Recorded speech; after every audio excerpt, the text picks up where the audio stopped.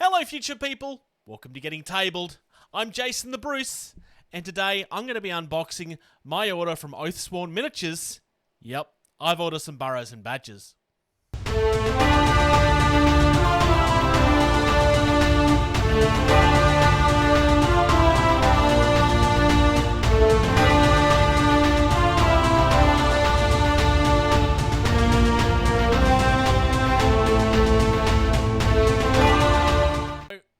I don't know if I said this on the podcast or not, but at the time when we recorded the aiming for the indie segment on the podcast recently, I was either about to make an order or I already had made an order. I don't remember which it was, but there was a reason why I was wanting to talk about them, because I'd been looking at them and maybe hyper-focusing.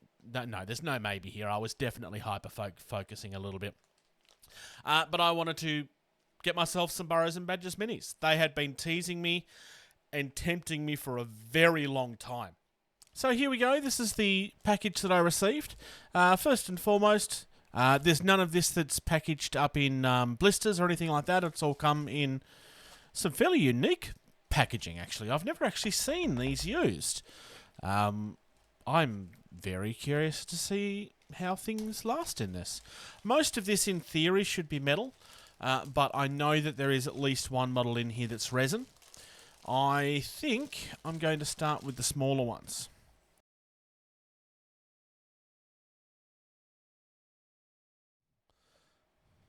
Oh, I like that. That's actually quite nice. Lots and lots of packaging, so that's really good. All right. So, we're going to start with this lovely little gentleman here.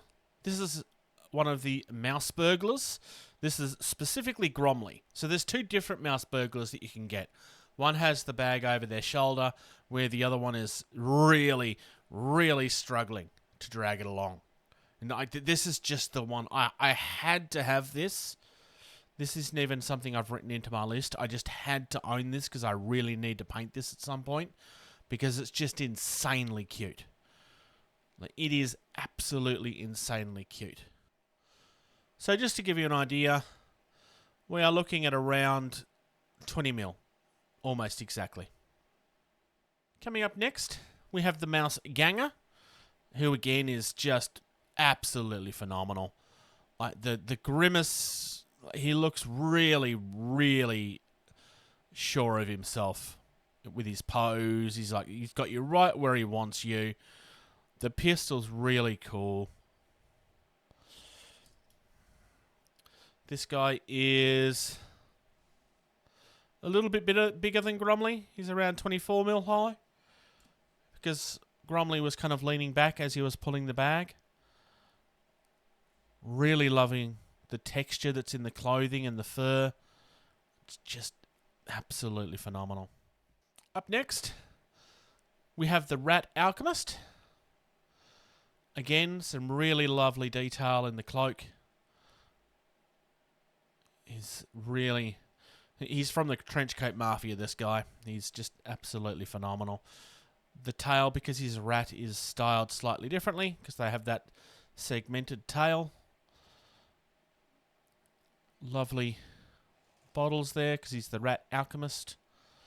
I got the stuff, you got the gold, sort of thing. This guy is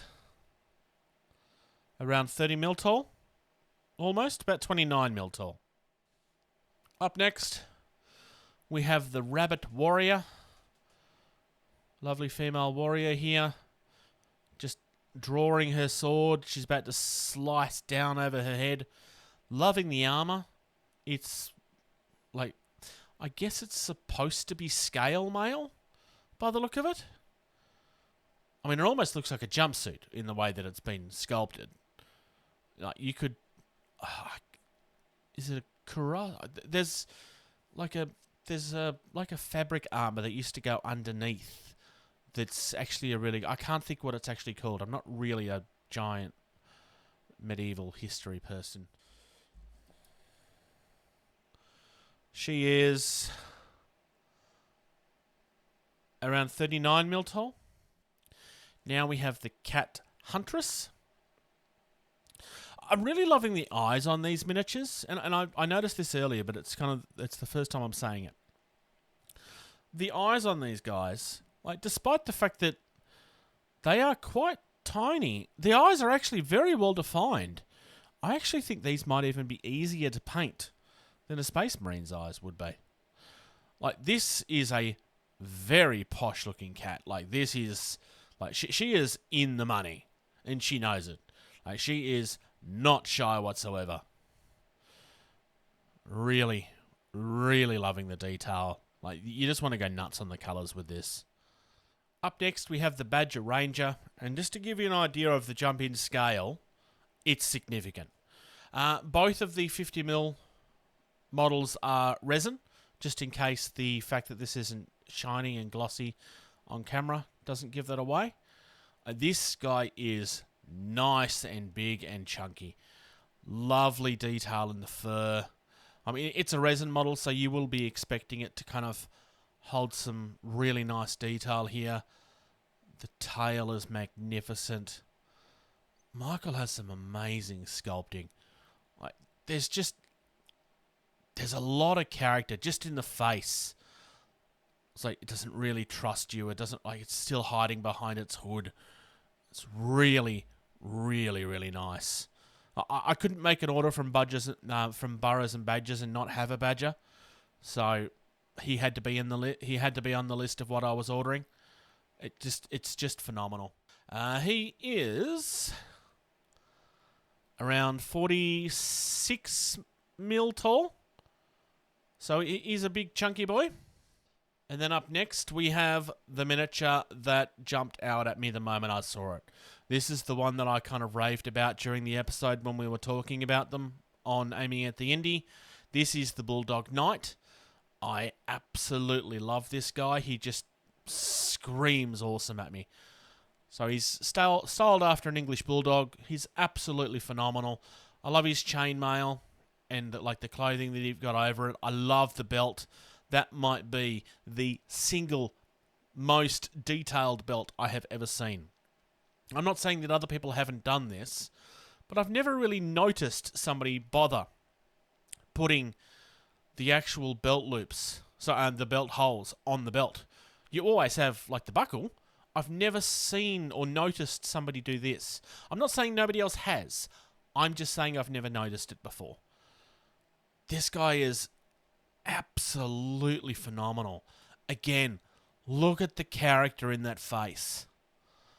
Like, yes, Bulldogs kind of have this character about them anyway. But you could have, like, this guy is either being vicious because it's a cruel, nasty dog, or it's just putting on a tough face, but he's, like, really lovable and cuddly. Like, it's just gorgeous. I don't quite know what that is on the shield. It looks like a rat face. But, I mean, you could easily cut that off if you really wanted to. I really, really, really like this. And he is around 45 mil tall. Just to give you an idea, all of them phenomenal, all of them one-piece miniatures.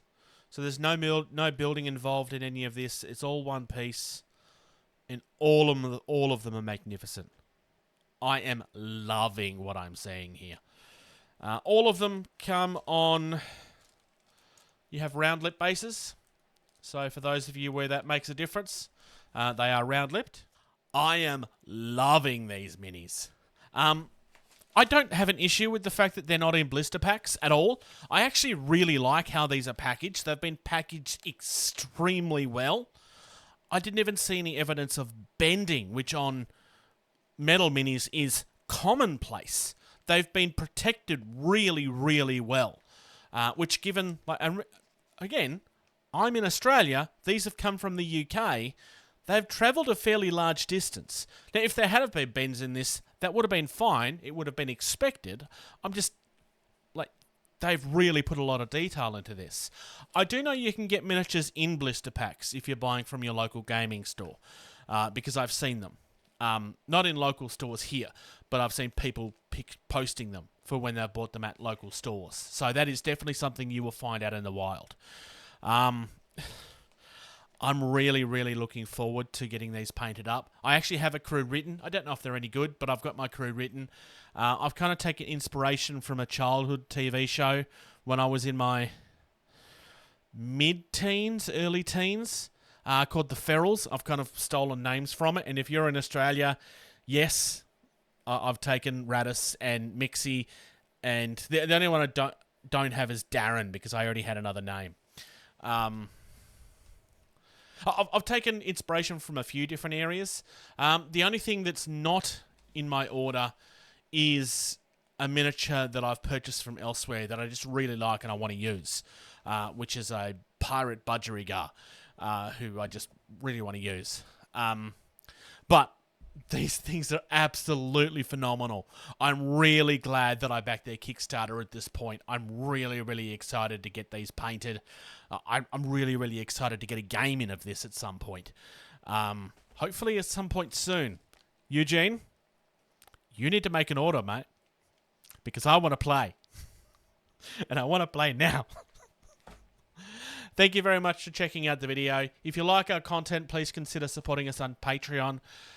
All of the details for all of our socials are at the end. Thank you very much. You've made it through to the end of another video.